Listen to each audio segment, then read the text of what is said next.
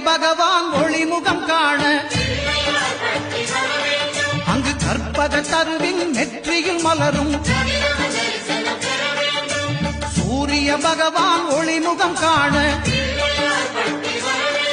அங்கு கற்பக தருவின் நெற்றியில் மலரும் இருளை விலக்கி உலகை எழுப்பும் ஞாயிறு அங்கே குடியிருப்பான் அவன் ஆனை முகத்தனின் அடியவர் மனத்தில் ஒளியாய் வந்தே கொலுவிருப்பான்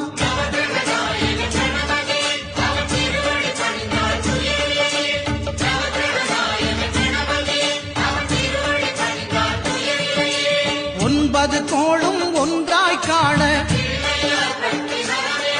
அங்கு கற்பகம் என்னும் கடவுளின் மெய்யில்